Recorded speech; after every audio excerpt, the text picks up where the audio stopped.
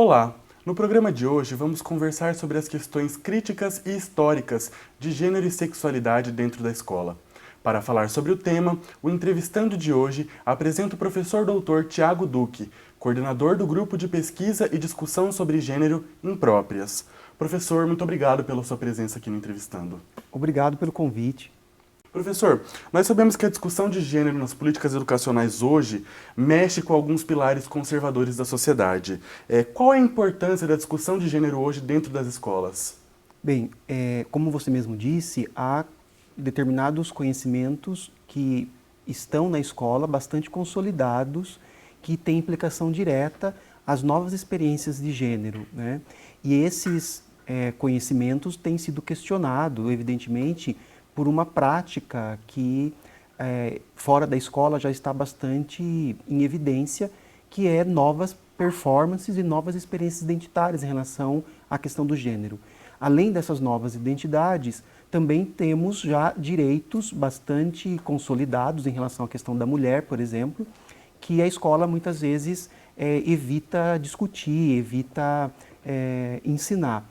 Então, a importância dessa discussão hoje é atualizar, digamos assim, a perspectiva de gênero na escola, para fazer com que a escola consiga, inclusive, fazer com que os alunos entendam, compreendam e atuem na sociedade de uma forma mais crítica, de uma forma mais fundamentada, inclusive teoricamente, considerando os diferentes níveis da educação. Professor, geralmente a discussão sobre gênero é chamada de ideologia de gênero. É correto a gente utilizar esse termo para tratar disso? Olha, esse termo ele é bastante político e tem uma intenção que merece ser criticada. Essa noção de ideologia de gênero, ela tem surgido em grupos bastante conservadores no Brasil, né, nesses últimos anos, para dizer que aquilo que a ciência social já vem dizendo há muito tempo não é verdade. É como se eles estivessem criticando uma concepção científica como sendo uma inverdade, uma mentira, uma falsa compreensão sobre o que seria gênero. Então nós devemos usá-lo sempre sob rasura, sempre sob crítica, porque se nós não usarmos, nós também não vamos esclarecer os seus usos, não é? Então a ideia é entender que ele foi criado para fundamentar ideias bastante conservadoras, fundamentadas inclusive em preceitos religiosos, do que seria ser homem e ser mulher. Então nós precisamos entender que o que se critica é a ideia científica de que nós somos homens e mulheres conforme as nossas experiências culturais, as nossas normas, as nossas legislações, as nossas convenções morais, e que isso é histórico, é cultural, muda e está em transformação. E há uma resistência em fazer essa interpretação, dizendo que tudo isso seria uma ideologia de gênero, quando na verdade já é cientificamente comprovado. Hoje, a não inclusão das questões de gênero dentro das políticas educacionais significa retrocesso em quê? Bom, por exemplo, há grandes debates hoje sobre o quanto a discussão de gênero poderia causar uma ameaça às concepções de família e às concepções do que seria homem e mulher. Bom, primeiro, elas não têm, pelo menos dentro do contexto escolar, essa intenção em termos de ameaça, mas tem a intenção de garantir direitos. E, evidentemente, isso não tira o direito daquelas famílias serem críticas a novas concepções de família ou até novas concepções de masculinidade e feminilidade. Então não deveria ser visto como uma ameaça, mas deveria ser visto como uma ampliação de direitos. Por outro lado, ainda que exista um embate bastante forte em diferentes cidades e estados, quando se discute ou se discutiu nos últimos meses os planos municipais ou estaduais de educação e evitou-se incluir as questões de gênero ou a questão da sexualidade, independentemente desse enfrentamento conservador, digamos assim, o Brasil assinou alguns documentos internacionais e tem uma legislação que é maior do que os planos municipais e estaduais de educação, que garante essa discussão. Então, do ponto de vista legal, mesmo que o plano não indique que essa discussão tem que ser feita, outros documentos de maior impacto e, não digo de maior importância, mas, enfim, contratuados já há alguns anos e já até consolidados, protege o professor, digamos assim, de fazer essa discussão em sala de aula. E isso é fundamental na perspectiva de garantia de direitos. Mesmo porque é inegável que a escola, como outras instituições, é um espaço que também reproduz preconceitos, noções equivocadas, desigualdades. Ela evidentemente não faz só isso, ela também promove transformação, ela também articula as pessoas para serem mais críticas às situações de desigualdades de gênero, mas ela também, evidentemente, reproduz isso. Então, fazer essa discussão é fundamental, porque nós estamos em um momento histórico que os contextos de violência, inclusive, nos pedem uma intervenção mais estratégica, mais inteligente diante da violência, e isso passa necessariamente pela escola. É até interessante ressaltar, porque hoje não existe uma estimativa oficial, né, de quantos LGBTs são agredidos por ano, né? O governo não produz esse dado. Infelizmente, esse dado é produzido por uma ONG e é baseado no que está na mídia, né? Então, tem aqueles casos que acontecem, existem as subnotificações, né? Isso, além dessa noção de que os casos são subnotificados da violência contra LGBTs, a questão de gênero está para além das experiências LGBT. Por exemplo, mesmo aqueles homens heterossexuais, normalmente mais próximos do que se espera da masculinidade, eles também estão num processo, muitas vezes, desiguais de produção de gênero. Hoje os dados mostram que os adolescentes homens negros e pobres são aqueles que são a maior vítima da violência no nosso país. Passa por uma questão de gênero também. Então, quando nós falamos de gênero na escola, nós não estamos só nos referindo às questões LGBT, mas também nas questões de masculinidade e feminilidade entre heterossexuais, né? Então, é uma discussão que engloba a todos, né? Não só uma minoria.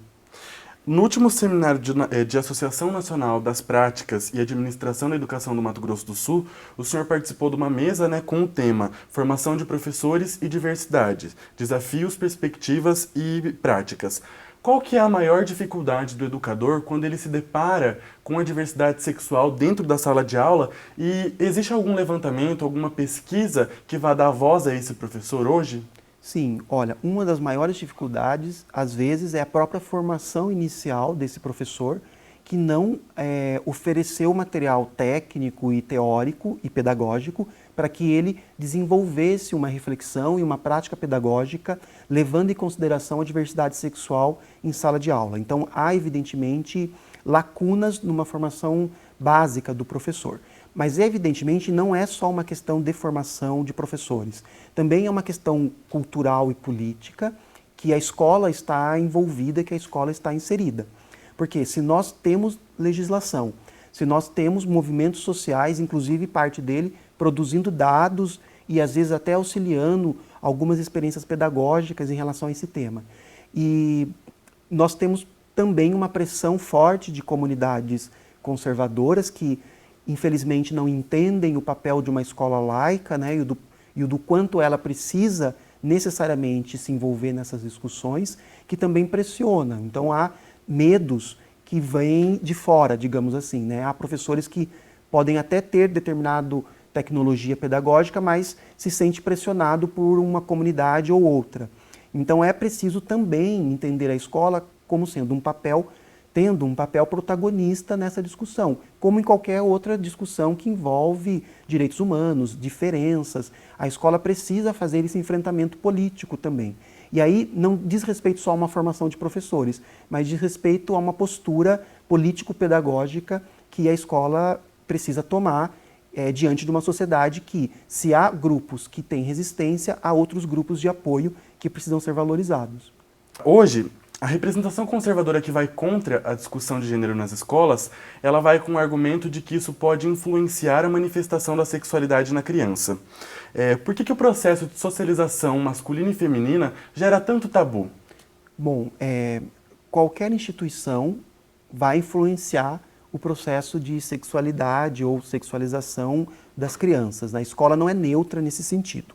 Mas não é uma discussão inclusiva, digamos assim, das diferenças de gênero e de sexualidade que vai transformar, vamos dizer assim, as crianças em heterossexuais ou não heterossexuais, ou em pessoas transexuais ou pessoas não transexuais.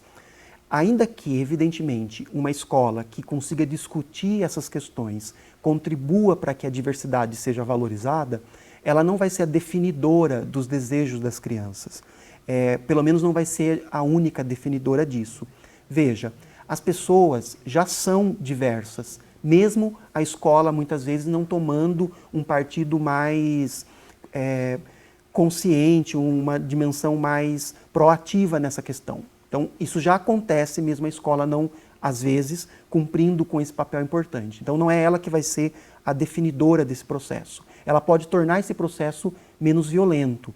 Agora, as expectativas dos grupos mais conservadores, diante desse tema, por mais que em um primeiro momento possa parecer que é a sexualidade e gênero, na verdade é o poder que esses grupos querem, ou que eles já têm e querem manter, e usar do gênero da sexualidade garante a adesão de outros conservadores, mas no fundo a preocupação aí pode ser muito mais econômica e de poder, por exemplo, a bancada da Bíblia, do que a bancada evangélica, do que, na verdade, a questão do gênero da sexualidade, né? Às vezes é só uma nuvem para apagar os seus reais interesses, né? Professor, vamos falar do Impróprias agora. Como que funciona o projeto? Como que ele acontece? Aonde ele acontece? Bom, o Impróprias é um grupo de pesquisa que é credenciado e é autorizado e legitimado pela UFMS, Universidade Federal do Mato Grosso do Sul, e do CNPq, e envolve diferentes pesquisas, tanto de alunos da graduação como da pós-graduação, em torno do gênero, da sexualidade e da diferença. Quinzenalmente nós nos reunimos para ler sobre esses temas e há algumas atividades programadas para o início de 2016 e para se informar nós estamos nas redes sociais, é facilmente encontrado a nossa programação. Impróprias, grupo de estudos em gênero, sexualidade e diferenças, todo mundo é super bem-vindo, mesmo que não seja ligado à universidade. Professor, partindo da discussão de gênero dentro das escolas, o senhor acredita que esse mecanismo, essa discussão, pode levar as crianças, os adolescentes a começar a discutir sobre outros temas, por exemplo, a violência contra a mulher, a violência contra LGBTs? Sim, a discussão de gênero ela é uma discussão e de sexualidade que pode ser vista como multidisciplinar e, inclusive, multipedagógica. Então, nós podemos trabalhar esses temas e devemos vinculado a outras questões da diferença. Por exemplo, num país como o Brasil, é impossível discutir gênero sem discutir raça, porque as pessoas são generificadas e são racializadas. Então, o que se espera de uma mulher negra de determinada classe social e como ela está inserida na sociedade é muito diferente, comumente, de uma mulher branca, de uma outra classe social. Então, classe e raça precisam ser discutidas quando nós estamos falando de gênero e sexualidade. No estado do Mato Grosso do Sul, por exemplo, é impossível ou não deveria ser adequado nós discutirmos gênero e sexualidade sem pensar nas diferenças étnicas e nem mesmo nas regiões de fronteiras, né? Nas discussões transnacionais. Então, o gênero e a sexualidade precisam também ser discutidos a partir de outros processos de diferenciação, de violência e de identificação. E aí a mulher, ela é uma categoria aparentemente vazia, se nós não entendermos que além de ser mulher, ela tem uma cor, uma idade, uma raça, raça em termos culturais e em termos de formação identitária racializada, né? E também uma questão geográfica, né? De que lugar que ela vive. Todas essas intersecções, pedagogicamente, podem trazer frutos interessantes para a diminuição da violência ou para aumentar os mecanismos de inibição da violência. Professor, muito obrigado pela sua participação aqui no Entrevistando. Eu agradeço o espaço e a possibilidade de iniciar um diálogo e estou sempre à disposição. Obrigado. O Entrevistando de hoje fica por aqui. Até mais.